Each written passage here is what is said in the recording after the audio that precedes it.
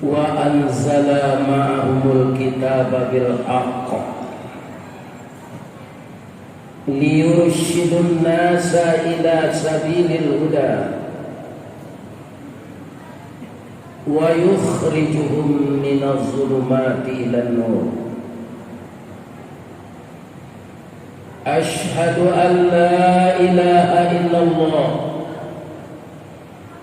wahdah la syarika lah wa ashhadu anna Muhammadan abduhu wa rasuluh sallallahu alaihi wasallam la nabiyya ba'dah. Allahumma fassalli wa sallim ala hadzal nabiyil karim wa ala alihi wa sahbihi ajma'in. Amma ba'du fa ya ibadallah,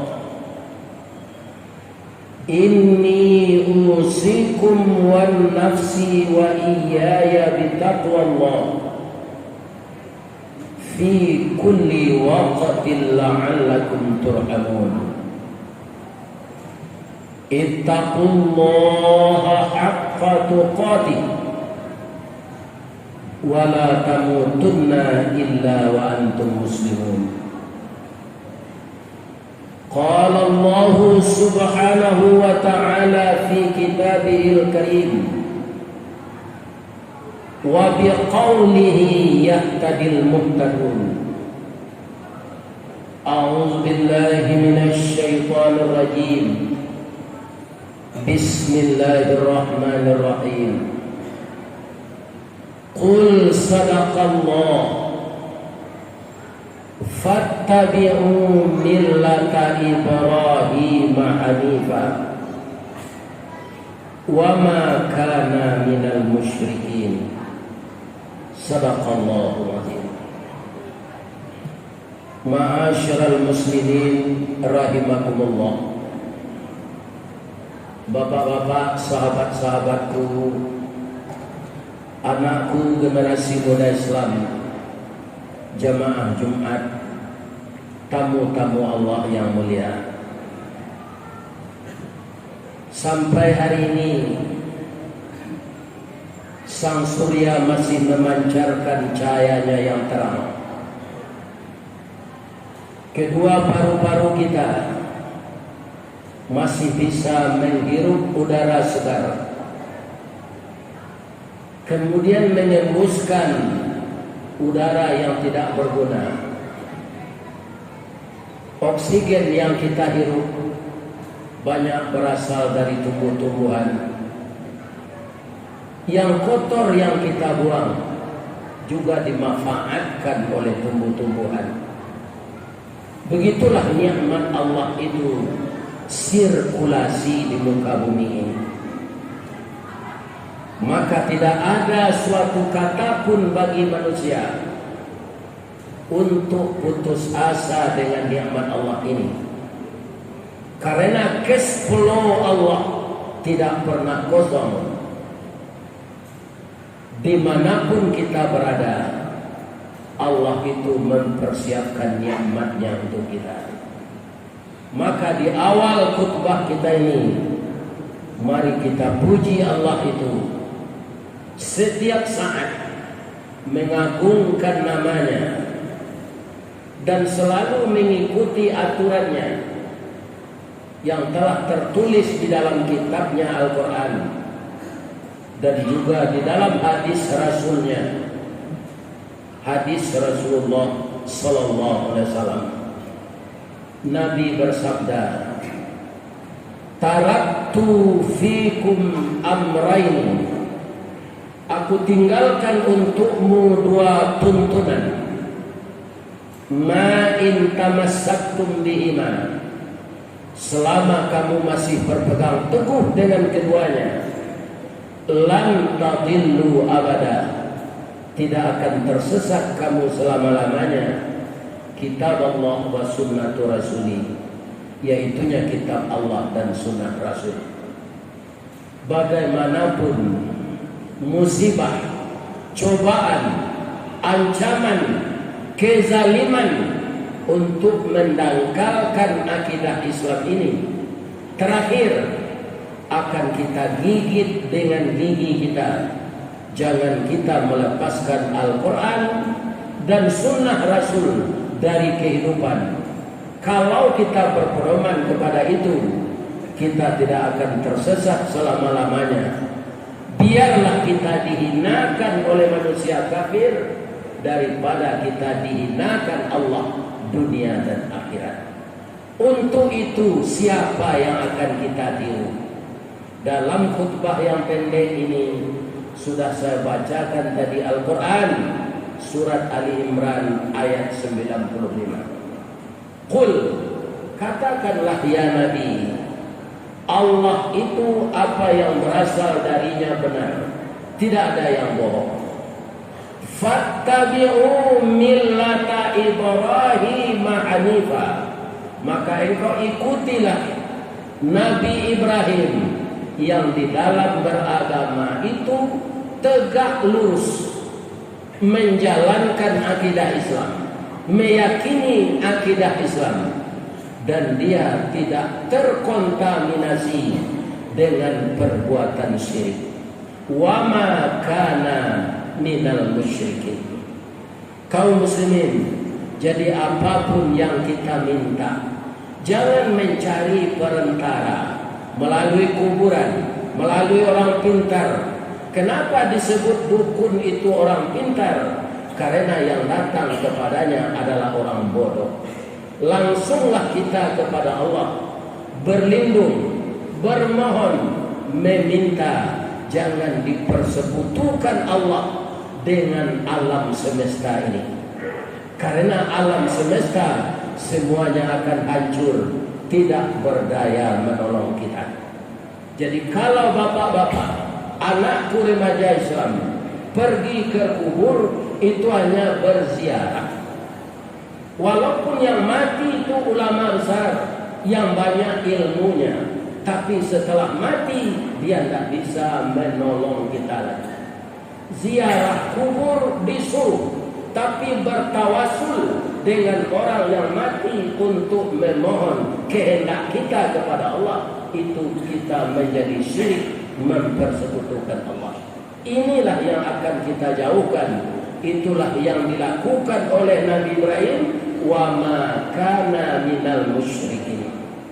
Kaum muslimin, banyak dosa besar bisa diampunkan oleh Allah. Tapi kalau mempersekutukan Allah dengan benda keramat, dengan memberikan sesajen masuk laut, gunung, dan kepundan Merapi, dibawa sesajian ke sana untuk minta perlindungan kepada penghuninya, itu kita tidak meniru Nabi Ibrahim, tapi meniru Namrud, ayahnya yang membuat patung.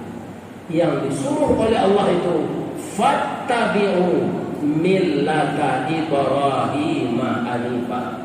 Engkau ikutilah agama Ibrahim yang tegak lurus. Yang dimaksud tegak lurus itu hanya menyembah kepada Allah, meminta kepada Allah, berlindung kepada Allah, bukan kepada yang lain-lain.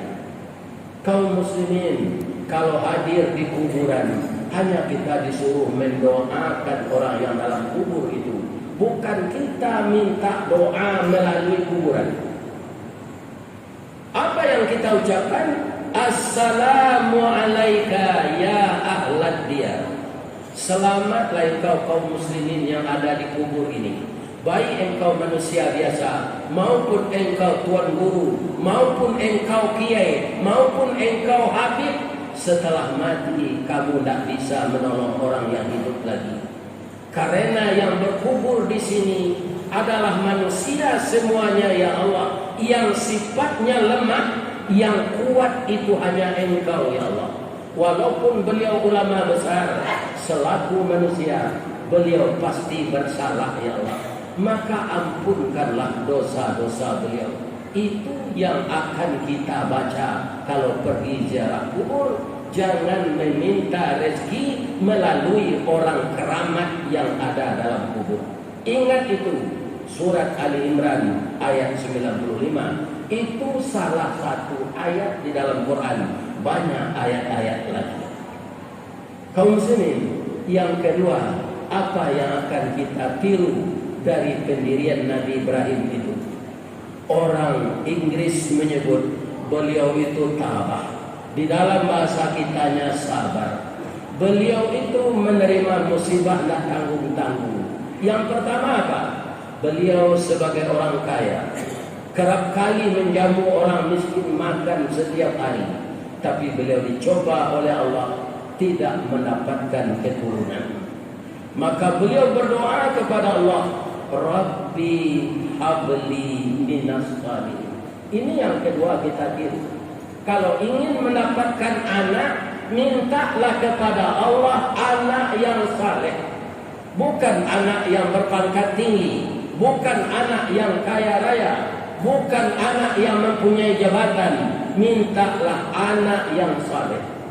Andaikan anak kita saleh, dapat dia menjadi pejabat tinggi, dia tidak akan korupsi, dia tidak akan menyikat uang negara. Karena apa? Tempat takutnya kepada Allah. Karena Allah melihat apa yang dikerjakan.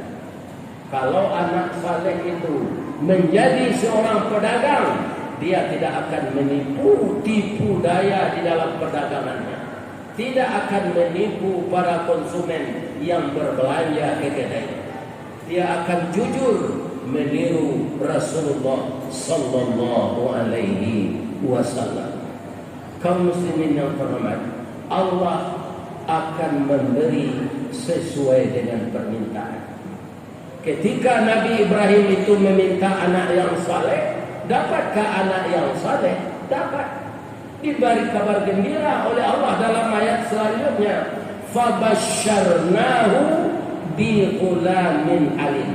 Kami beri kabar gembira dia dengan anak yang penyantun. Jadi jangan kita minta anak sembarangan kepada Allah, tapi mintalah anak yang saleh. Bagaimana penyantunnya anak beliau itu yang beliau kasih nama Ismail? Suatu kali beliau sampaikan kepada anaknya itu, "Ya bunayya, wahai anak buah hati ayah, inni ara fil manam, sesungguhnya ayahmu ini melihat nak di dalam mimpi, anni adbahuka, bahwa sesungguhnya aku disuruh menyembelih engkau." Kaum muslimin, coba kita simak ayat ini sekali lagi. Perintah dalam mimpi itu menyembelih anak. Kalau anak beliau 10, disembelih 1, tinggal 9. Kalau 5, disembelih 1, tinggal 4. Tapi ini anak satu-satunya yang diberi oleh Allah ketika beliau sudah lebih berusia dari 100 tahun. Begitu anak itu meningkat, pandai dia berusaha. Al-Quran menerangkan, falamma balagha ma'ahus sa'ya, maka tatkala telah mulai sampai dia dengan umur pandai berusaha. Kaum muslimin, saat yang seperti itu disuruh sembelih oleh para jemaah. Kemudian satu kali didiamkan saja, 2 kali didiamkan juga, 3 kali disampaikan kepada istri. Karena anak itu adalah anak berdua. Istriku, saya bermimpi sudah 3 malam berturut-turut, anak kita ini satu-satunya disuruh sembelih untuk ganti korban. Wahai, kata istrinya, Kakanda, mungkin ini mimpi hanya sekedar bunga tidur. Lihatlah dulu, apakah mimpi ini benar-benar dari Allah, atau ini sekedar angan-angan sambil tidur. Maka kita lihatlah dulu. Suara istri yang dibawa bermusyawarah itu menjadikan hati Nabi Ibrahim tenang, karena dia mencarikan solusi dengan kemelut yang dialami oleh suami. Namun malam nanti berulang mimpi yang sama. Nabi Ibrahim sangat yakin mimpi itu dari Allah. Istriku, anakku, tak mungkin mimpi ini dari bisikan iblis. Ini pasti bisikan Allah. Maka Nabi Ibrahim menyampaikan untuk menyembelih anak. Karena anaknya itu penyantun, anak saleh. Apa jawabannya? Qala ya abatif'al ma tu'maru satajiduni insyaallahu minas sabirin. Kerjakanlah ayah sesuai dengan perintah Allah. Ayah akan mendapati saya sabar menerima kenyataan ini. Tapi 4 permintaan saya ayah. Pertama, ikatlah kaki dan tangan saya erat-erat. Asahlah pisau tajam-tajam dan tutuplah mata saya dengan daun kayu agar wajah saya tidak kelihatan, supaya ayah jangan terlalu sedih menyembelih saya. Kaum muslimin yang terhormat, setelah ini akan dilaksanakan, telah dibaca Bismillahi Allahu Akbar. Ayat selanjutnya menerangkan falamma aslama wa tallahu lil jabin. Ketika keduanya sudah berserah diri kepada Allah, pisau akan dicecahkan lagi. Wa nadainahu ayya Ibrahim. Kami berseru kepada Ibrahim, qad saddaqta ru'ya inna kadzalika najzil muhsinin. Engkau sungguh mau melaksanakan perintah saya hanya dalam mimpi. Saya percaya Ibrahim bahwa engkau lebih cinta kepada saya daripada cinta kepada anak. Jadi keteguhan hati seorang mukmin, jangankan harta, anak disuruh sembelih mau dia menyembelih. Anak yang taat juga mau disembelih. Tetapi itu hanya cobaan, menguji keimanan. Seperti anak kita sekolah, kalau tidak ada ujian, dia tidak mungkin naik kelas. Apa kata Allah?